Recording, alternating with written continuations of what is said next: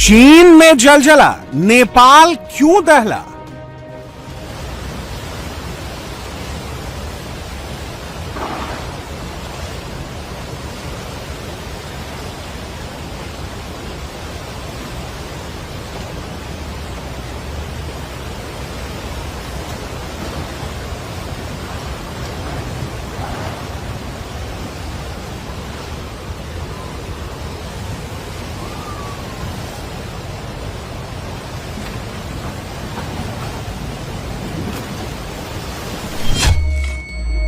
चीन का वाटर बम, क्यों खतरे में हम?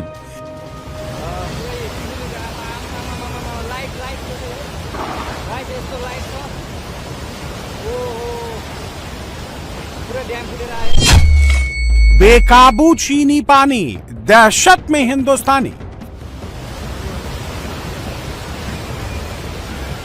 खतरा कितना बड़ा है, चुनौती कितनी बड़ी है, बस इसी से जान लीजिए। अगले कुछ घंटों में यूपी बिहार की नदियों में 3 लाख क्यूसेक चीन का पानी घुस सकता है। इसीलिए प्रधानमंत्री अलर्ट मोड पर हैं, गृह मंत्री नजर रखे हुए हैं, मुख्यमंत्री को आगाह कर दिया गया है। एनडीआरएफ, एसडीआरएफ को अलर्ट रहने को कहा गया है। यूपी बिहार के 10 जिलों पर बहुत बड़ा खतरा है। डरना नहीं है, अलर्ट रहना है, बचना है और बचाना है। यूपी बिहार के 10 जिलों में अलर्ट क्यों जारी किया गया है, उसकी वजह ये तस्वीरें हैं जो बता रही हैं कि चुनौती कितनी बड़ी है। कैसे महज 30 सेकंड में सब कुछ तबाह हो गया।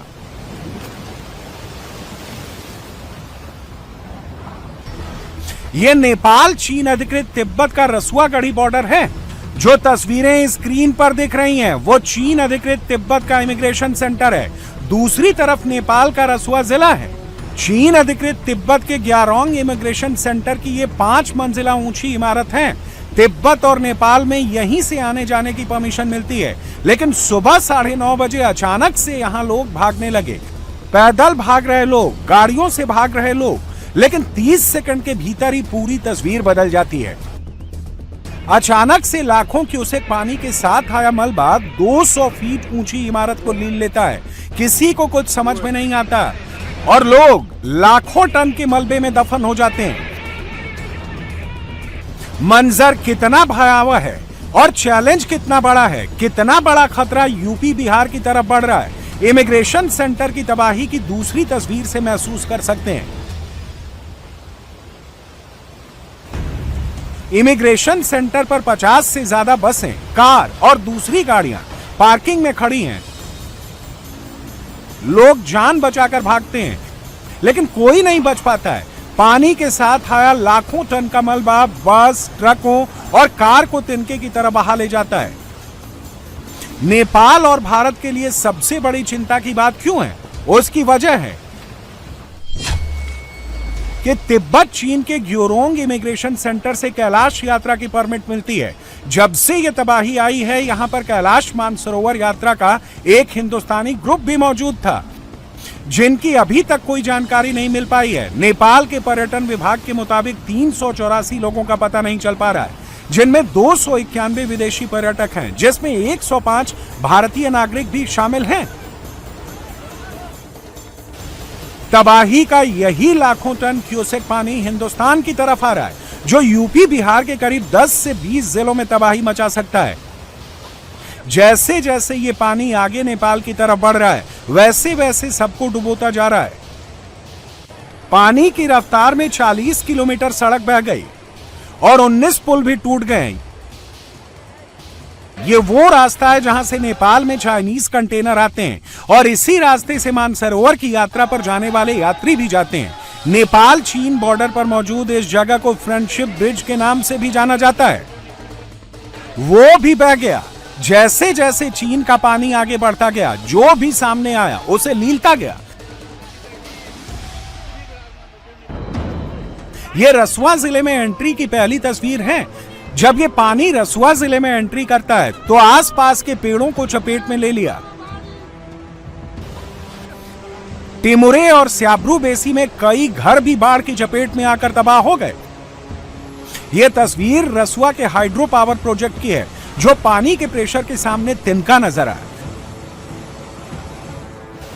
त्रिशूली बाजार में बाढ़ के बाद मकान मलबे की चपेट में आ गए हैं। बेन्नावती बाजार पूरी तरह से तबाह हो गया है, मकान मलबे में दब गए।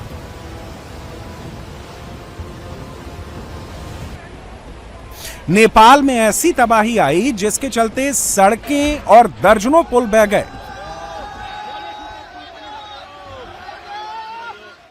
आठ 10वटा ट्रक बगाएको, घर बगाएको, मान्छे बगाएको मैले देखेँ। हृदय विदारक घटनाहरू, माथिबाट पनि ट्रकहरू बगाएर ल्याएको देखेँ। त्यति ठुलो क्षति मैले देखेँ। आजसम्म मैले देखेको थिएन। 18 वर्ष भयो, तर 18 वर्षमा पहिलोचोटि मैले यस्तो घटना देखेको। लेकिन सवाल यह है कि आखिर ऐसा क्या हुआ कि अचानक से सैलाब आ गया। नेपाल के विदेश मंत्री शिशिर खनाल के चौंकाने वाले दावे के मुताबिक सुबह 8:37 पर भूकंप आया, जिसके बाद सुबह 9 बजे अचानक पानी का तेज बहाव आ गया। आशंका है कि इसी भूकंप की वजह से ग्लेशियर में जमा पानी का बांध टूट गया और लहेंदे नदी में बाढ़ आ गई। नेपाल में इसे भोटे कोशी नदी कहा जाता है। तिब्बत नेपाल के बॉर्डर पर भोटे कशी नदी की एंट्री होती है। फिलहाल इस तबाही के पीछे ग्लेशियर लेक आउटबर्स्ट की आशंका जताई जा रही है। जिस ग्लेशियर के फटने की बात कही जा रही है उसकी दूरी भोटे कोशी रिवर से सिर्फ 40 किलोमीटर है। नेपाल सरकार के इस आशंका के पीछे की वजह भी सामने आ रही है, जिसमें इस बात का जिक्र किया गया है। यह 24 अगस्त की सैटेलाइट इमेज है। 2 दिन पहले 24 अगस्त को सेंटिनल सैटेलाइट इमेज जारी की गई थी। इस इमेज में दिख रहा है कि तिब्बत के ग्लेशियल रीजन में पानी जमा हो रहा है। अंदाजा लगाया जा रहा है कि इसी वजह से भोटे कोशी नदी में बाढ़ आई। जिस जगह की यह सैटेलाइट इमेज है वो जगह नदी से 38 किलोमीटर ऊपर है। ग्लेशियर फटने की तबाही के पीछे सबसे बड़ी वजह इसलिए भी मानी जा रही है कि 1 साल पहले भी इस इलाके में हादसा हुआ था। जुलाई 2025 में भी ग्लेशियर लेक आउटबर्स्ट हुआ था। तिब्बत में पुरुगु ग्लेशियर के टूटने से रासुआ में बाढ़ आई थी। अचानक आए इस बाढ़ में 11 लोगों की मौत हो गई थी। चीन से आए इस सैलाब से रासुआ में किस कदर तबाही मची है उसकी गवाही ये 2 तस्वीरें दे रही हैं। पहली तस्वीर तबाही से पहले की है, जिसमें सैकड़ों घर दिख रहे हैं। दूसरी तस्वीर बर्बादी के बाद की है। कुछ एक घर बचे हैं, बाकी घरों का नामो निशान मिट चुका है और अब ये पानी भारत की तरफ पहुंच चुका है। भारत में यूपी बिहार के लिए खतरा क्यों है उसे मैप के जरिए समझते हैं। भोटे कोशी नदी तिब्बत से निकलती है, नेपाल में आकर त्रिशूली नदी में मिलती है। त्रिशूली नदी नेपाल में ही काली नदी में मिलती है। त्रिशूली और काली गंडक ही नेपाल के देवघाट में मिलकर नारायणी बनती हैं। नारायणी भारत में प्रवेश करने के बाद गंडक नदी कहलाती है। गंडक का पानी महाराजगंज और कुशीनगर से गुजरते हुए बिहार में प्रवेश करता है। गंडक बिहार में सोनपुर, हाजीपुर के पास गंगा में मिलती है। गंडक नदी की कुल लंबाई 640 किलोमीटर है। नेपाल से निकलकर यह नदी 445 किलोमीटर बिहार यूपी में बहती है। नेपाल से पानी आने की वजह से और गंडक के जलस्तर के बढ़ने की वजह से यूपी के 4 और बिहार के आसपास के करीब 9 जिलों पर खतरा मंडरा रहा है। यूपी में महाराजगंज, कुशीनगर, गोरखपुर, देवरिया में गंडक की सहायक नदियों से बाढ़ के हालात पैदा हो सकते हैं। उसी तरह बिहार के पश्चिमी चंपारण, पूर्वी चंपारण, गोपालगंज, मुजफ्फरपुर, सीवान, सारण, शिवहर, सीतामढ़ी और वैशाली शामिल हैं। इन तमाम जिलों में हाई अलर्ट जारी किया गया है। जैसा कि आप जानते हैं ये फ्लड का सीजन है, तो ऑलरेडी बिहार में हमारी टीम्स डिप्लॉयड थी, बट अभी आज ये स्थिति जिस हिसाब से डेवलप हुई है, एमएचए भी इसको क्लोजली मॉनिटर कर रहा था और स्टेट गवर्नमेंट ने, सीएम साहब ने भी अभी असेसमेंट किया शाम को।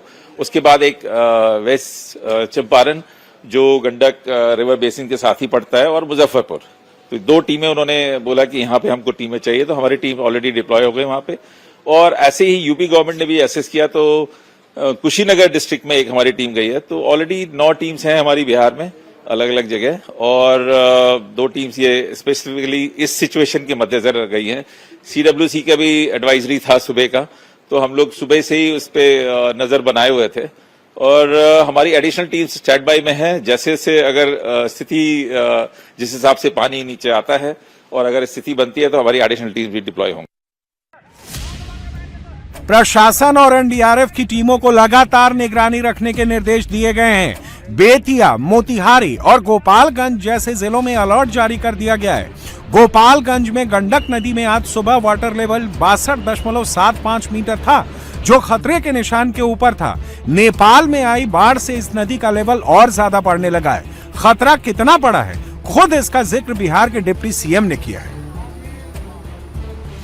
नेपाल के त्रिशूली नदी होते नारायणी, जो हम लोगों के यहाँ गंडक बनती है, इसमें पानी का प्रवाह काफ़ी तेजी से आ रहा है।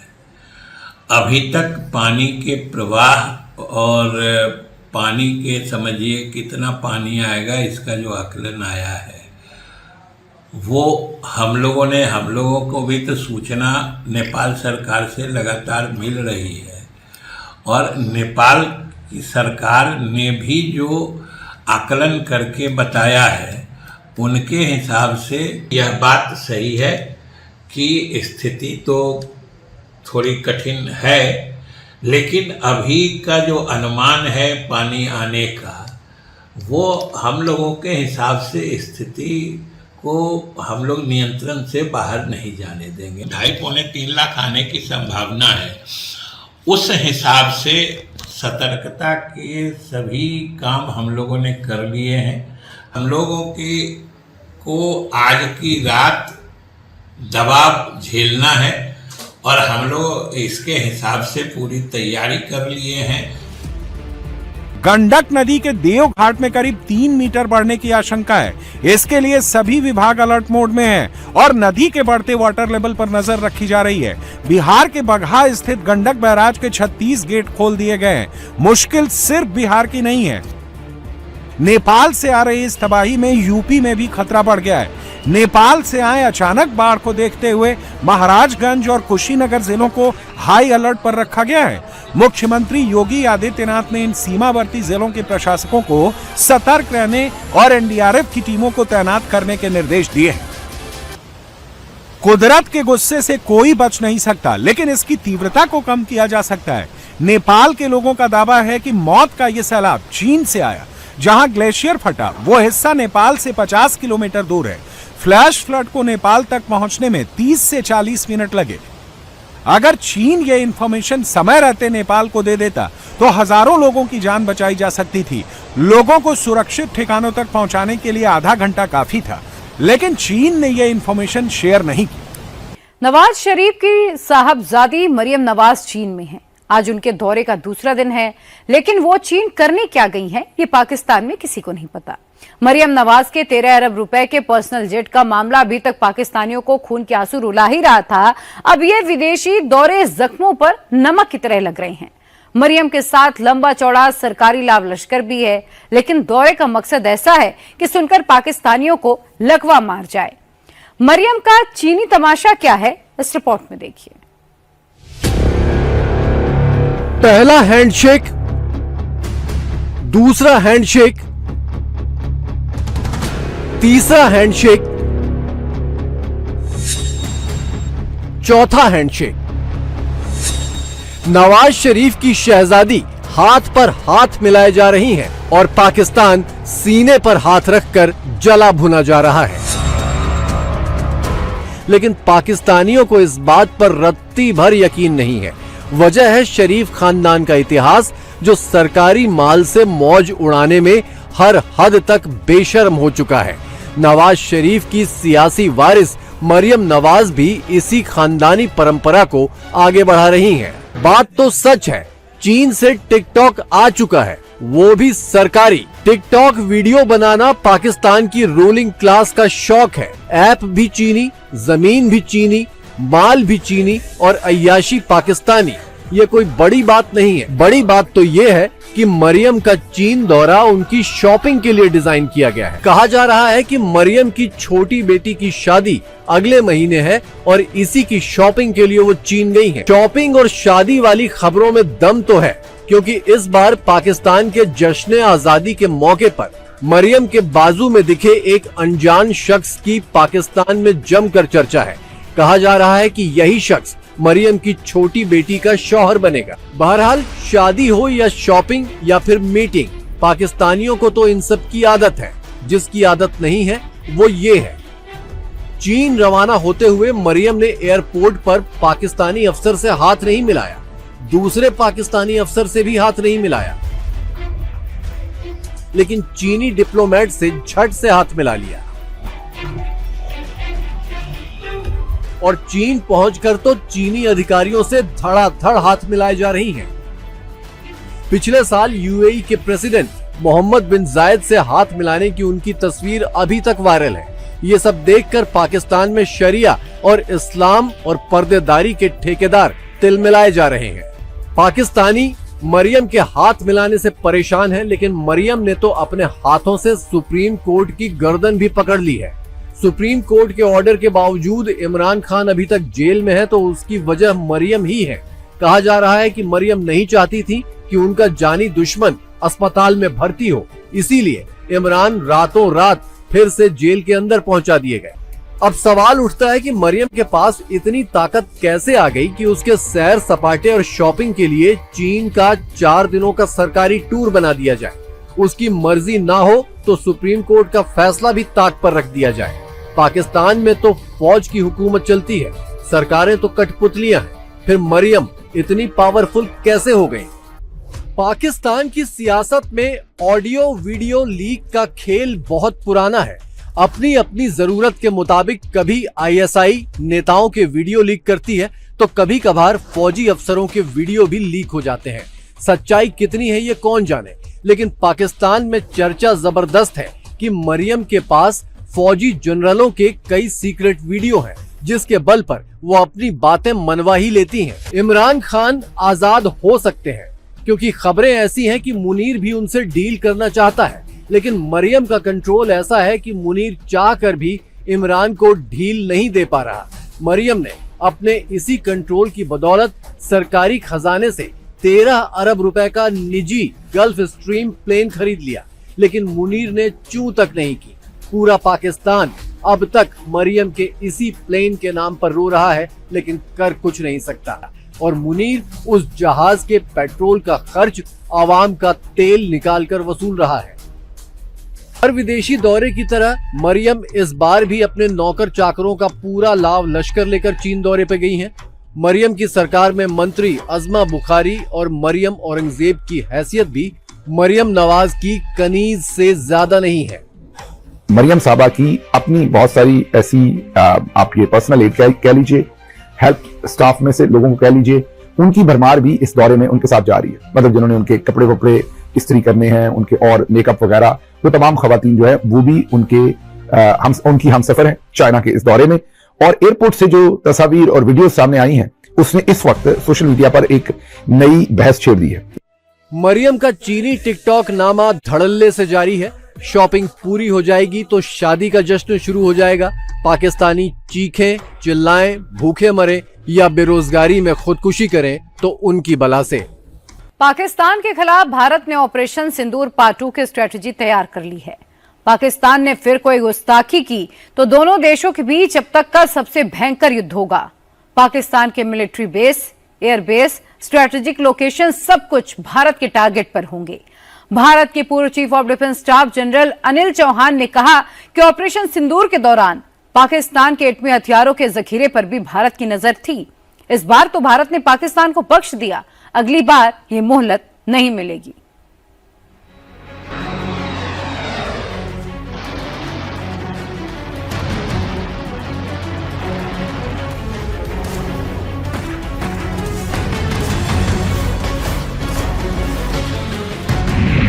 क्या अगला युद्ध और भयानक होगा?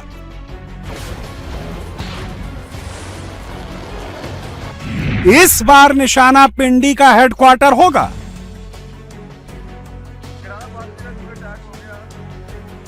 उड़ जाएगा किराना का एटमी खजाना।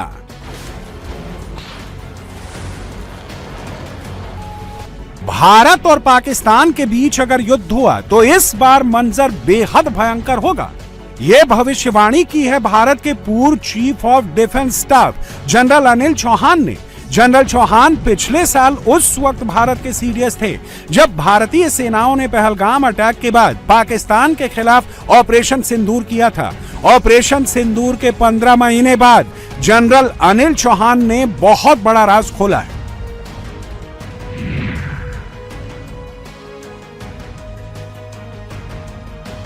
It changed India, but I think it changed the other side more. Sindoor, we decided to use a third option, that is exploit the lower airspace.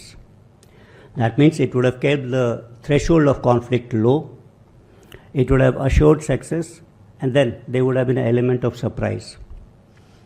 In fact, whenever you are exercising any option, if you repeat that strategy time and again, the chances of success will be dim. So every time you will have to think of a new strategy. Uri was different. He never expected it. Balakot was entirely different. It was not in J&K, it was in Khyber Pakhtunkhwa. And Sindoor was entirely different from what we had done earlier. So you have to have a new strategy always. Next is about capability development. I think we all learn lessons from whatever we do. So Balakot strikes probably had their own lessons for Pakistan as well as for us. We learned that, long range precision strikes are a must. Standoff capability is a must. Post strike damage assessment is a must. You have to get back the proof of what you have done. Bharat के पूर्व chief of defence staff का ये बयान इस बात का सबूत है कि पाकिस्तान से अगली जंग और भी भयानक होगी, क्योंकि भारत के पास दुश्मन को चौंकाने की रणनीति भी है और ताकत भी। जनरल अनिल चौहान ने जो कुछ कहा उसका मतलब यह है कि सर्जिकल स्ट्राइक से ऑपरेशन सिंदूर तक भारत की मिलिट्री ने हर बार मकसद बड़ा रखा और टारगेट को सटीक तरीके से अचीव किया। इसलिए अगली जंग हुई तो पहले से भयंकर होगी, क्योंकि उड़ी के हमले के बाद भारत ने पीओके में जाकर सर्जिकल स्ट्राइक की थी। पुलवामा के हमले के बाद भारतीय एयरफोर्स ने खैबर पख्तूनख्वा सूबे के बालाकोट में एयर स्ट्राइक की थी। पहलगाम हमले के बाद भारत ने ऑपरेशन सिंदूर किया और रावलपिंडी से लेकर कराची तक, लाहौर से लेकर सरगोदा तक पाकिस्तान के मिलिट्री और एयर बेसेस को तबाह किया था। इसलिए अगली जंग हुई तो पाकिस्तान को और बड़े झटके के लिए तैयार रहना चाहिए। जनरल अनिल चौहान ने बताया कि 10 मई 2025 को जब पाकिस्तानी पंजाब के किराना हिल्स इलाके से धुआं उठा था तो वो महज इत्तेफाक था। भारतीय सेनाओं ने जानबूझकर किराना हिल्स में छुपा कर रखे गए पाकिस्तान के एटमी हथियारों को निशाना नहीं बनाया था। भारत का पाकिस्तान की न्यूक्लियर साइट्स को टारगेट करने का कोई इरादा नहीं था। ये तो एक ड्रोन था जो भटक कर किराना हिल्स पर जा गिरा था। मगर अगली बार जंग हुई तो ये कोइंसिडेंस नहीं, कंफर्म अटैक होगा।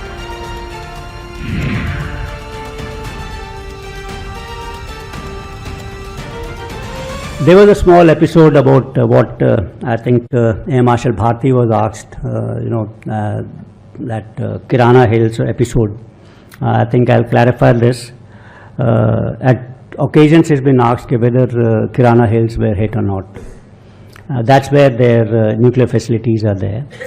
And with Bharti had rightly clarified that we did not target Kirana Hills. I can maybe given kind of an explanation. Before those strikes, we had sent in a lot of loiter ammunitions at Sargodha, and Kirana Hills is about 10 kilometers north of Sargodha.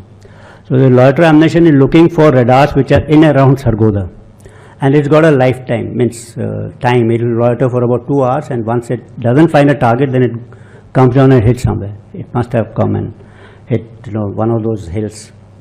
So that could be one of the reasons as to what people asked. Yes, because Pakistani media also showed some kind of images in which there was smoke coming out from Kirana Hills, and they were asking. असल में पिछले साल operation सिंदूर के दौरान 10 मई 2025 को पाकिस्तान के सरगोधा जिले में किराना हिल्स पर अटैक के विजुअल्स आए थे। ये वीडियो खुद पाकिस्तानी मीडिया ने चलाए थे, जिसमें किराना हिल्स पर अटैक और फिर वहां से उठते धुएं को दिखाया गया था।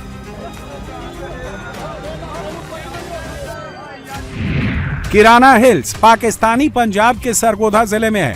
कहा जाता है कि किराना हिल्स के नीचे पाकिस्तान ने अपने स्ट्रेटेजिक न्यूक्लियर वेपन्स यानी एटमी मिसाइलों का साइलो बना रखा है।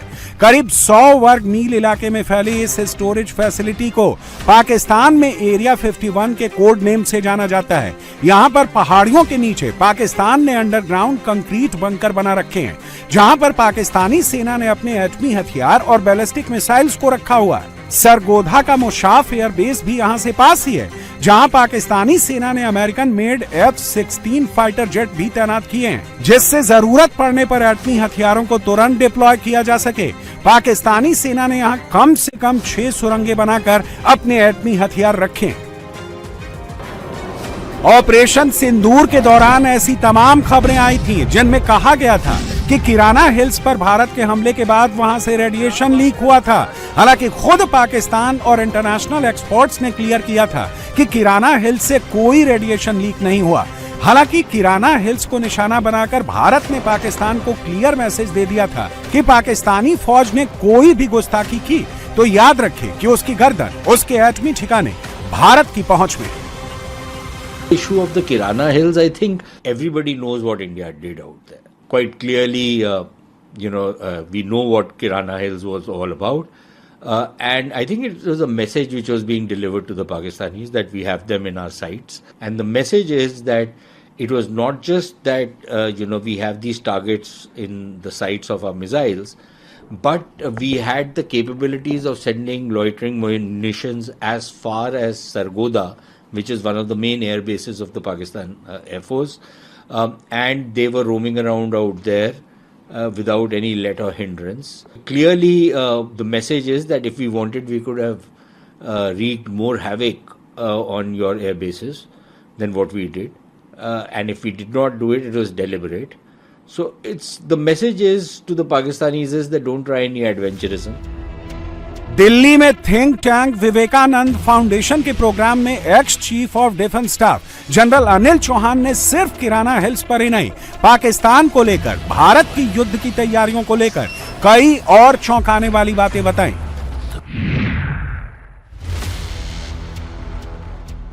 ये तस्वीरें गिलगित बाल्टिस्तान सूबे की हैं। यहीं पर है पाकिस्तान एयरफोर्स का स्कार्दू एयरबेस यानी PAF बेस कादरी। ऑपरेशन सिंदूर के दौरान पाकिस्तानी वायुसेना ने इसी स्कार्दू एयरबेस से भारत पर अटैक करने की कोशिश की थी। जम्मू कश्मीर में हमारी सेना और वायुसेना के ठिकानों को टारगेट बनाने का प्रयास किया था। जनरल चौहान ने बताया कि भारत ने भी स्कार्दू बेस को उड़ाने की तैयारी कर ली थी, मिसाइलें लोड हो गई थी, मगर ऐन मौके पर मौसम ने पाकिस्तान को बचा लिया। At about, once the Pakistanis had picked up the phone and they said they wanted to talk at about 10, the air chief had asked me that whether he should strike Sargodha. I said, oh, go ahead. And then I said, please identify 2 more targets. So he had, one of the targets he identified was Sukardu. But unfortunately, we gave a yes. But after some time, the weather was bad over Sukardu. But they had to change over to Bulhari. Now, from Sukardu to Bulhari, which is near Karachi. Now, unless you had practiced, you had the targeting data, everything thought on D-Day, before to D-Day, it is not possible to do this. So unless your escalation matrix is correct and people are aware of what is to be done, right from D1. So it's not possible because of this fast pace of operations. आपको याद होगा operation सिंदूर के दौरान भारत ने पाकिस्तान के 11 air bases को तबाह कर दिया था। रावलपिंडी के पास पाकिस्तानी एयरफोर्स के नूर खान बेस से लेकर सरगोधा के मुशाफ से लेकर कराची के पास भोलारी एयर बेस तक भारतीय सेनाओं ने पाकिस्तान में जबरदस्त तबाही मचाई थी। इसी के बाद पाकिस्तानी सेना के director general of military operations major general Kashif Abdullah ने फोन करके सीज फायर की गुहार लगाई थी और फिर अपनी शिकस्त छुपाने के लिए भारत के साथ हुई बातचीत लीक कर दी थी। This particular ceasefire, what happened in the military domain? I told you that they picked up the phone at about 9:30, spoke. We chose our own time. The DGMO said he is not available till about 3 o'clock, and then 3 o'clock he said, and then we decided at 5 o'clock. So the ceasefire is decided between 2 DGMOs. And that's it. Means I don't see the role of anyone else. How did this particular information get leaked out to the Americans that they tweeted before we could announce this? Again, I'm really not sure, but it didn't leak out from us. So there has been some kind of an understanding between this us, the DGMO level, that this any kind of conversation which is held, you maintain due secrecy on this. So I think that it somehow got leaked out from the other side. That's what I feel. Pakistan ने भारत के साथ हमेशा ही ऐसी चालबाजी की है। 1965 का युद्ध हो, 1971 की शिकस्त हो, करगिल युद्ध हो या फिर ऑपरेशन सिंदूर, पिटने के बाद पाकिस्तान एक नया प्रपंच शुरू कर देता है।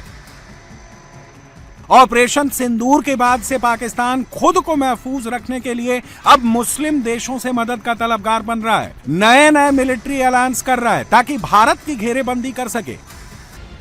यूं तो पाकिस्तान ने सऊदी अरब के साथ पिछले साल ही डिफेंस एग्रीमेंट कर लिया था, जिसमें एक देश पर हमला दूसरे पर भी अटैक माने जाने की कंडीशन शामिल थी, मगर अब इस बायलैटरल डील में पाकिस्तान ने टर्की को भी एंगेज कर लिया है। डील होने के बाद से ऐसी खबरें हैं कि 19 से 21 अगस्त के बीच टर्की के कई मिलिट्री ट्रांसपोर्ट प्लेन पाकिस्तान पहुंचे थे। टर्किश एयरफोर्स के C-130 हरक्यूलिस और A-400M Atlas transport plane Pakistan में देखे गए थे। टर्की के ये मिलिट्री ट्रांसपोर्ट प्लेन रावलपिंडी के नूर खान बेस और कराची के मसरूर एयरबेस पर देखे गए थे। ऐसी खबरें हैं कि इन मिलिट्री ट्रांसपोर्ट प्लेन से टर्की ने पाकिस्तान को सैनिक साजो सामान पहुंचाया है। चूंकि ऑपरेशन सिंदूर के दौरान भी टर्की ने पाकिस्तान की मदद की थी, पाकिस्तान को अपने ड्रोन सप्लाई किए थे, इसलिए टर्की के साथ पाकिस्तान का नाटो स्टाइल का डिफेंस एग्रीमेंट यकीनन भारत के लिए चिंता की बात है और भारत को अपनी मिलिट्री स्ट्रेटजी इसको ध्यान में रखकर बनानी होगी।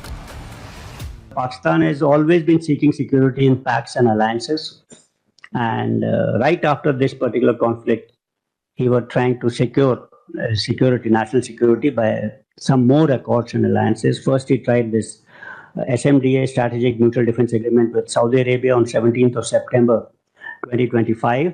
And now, of course, is this Mecca Accord, in which the only statement which they said that it's for mutual deterrence, for strengthening deterrence, and attack on any one country would be considered as an attack on either of the. So I think that has got major security implications for India. Unless the pact says that it is not against India, we must assume that it is against India. We should, the warfare, I said, is changing. So this pact may not allow joint application of force to land, which we conventionally think. A new kind of front, because geographically they are separated. But warfare today is not happening only on land. So it's a maritime, airspace, cyber, space, electromagnetic spectrum. They still can be joined. So there's a new kind of a threat, and we'll have to, factor this in our future strategies. अगर हम पाकिस्तान और Turkey के इस alliance में इस्लामाबाद के पुराने साथी चीन को भी जोड़ लें, तो भारत के खिलाफ एक ताकतवर मोर्चा बनता साफ दिख रहा है। ऑपरेशन सिंदूर के दौरान पाकिस्तान ने चीन के हथियारों से मुकाबला किया और चीन ने सर्विलांस में भी पाकिस्तान की मदद की थी। यानी भविष्य में किसी भी युद्ध में चीन भले ही पाकिस्तान की तरफ से खुलकर शामिल ना हो, मगर पर्दे के पीछे से यकीनन एक्टिव रहेगा। If you look at what happened during Operation Sindoor, clearly we got into a new situation. A new situation where, unlike in the past, where China avoided direct entanglement in operational terms in India-Pakistan military conflict, they were very major factor. I'm not going to specifics, but from fusion of weapon systems to sharing of PETO data to real-time ISR, and some reports even suggesting first combat use of Chinese hypersonic system. In fact, whole lot of things were done where China was trying out things through a partner rather than directly, and they have created a new deterrence dynamics for us. In any future India-Pakistan conflict, we'll have to work on the assumption that China will be around in some form, providing support to Pakistan. Clear है कि पाकिस्तान एक के बाद एक शिकस्त के बाद भी कोई सबक सीखने को तैयार नहीं है और नए नए पैंतरों से भारत को घेरने की रणनीति पर काम कर रहा है। लेकिन पाकिस्तान को याद रखना चाहिए कि ऑपरेशन सिंदूर में किराना हिल्स बच गया, मगर इस बार जंग हुई तो रावलपिंडी में पाकिस्तानी फौज का हेडक्वार्टर साफ हो जाएगा।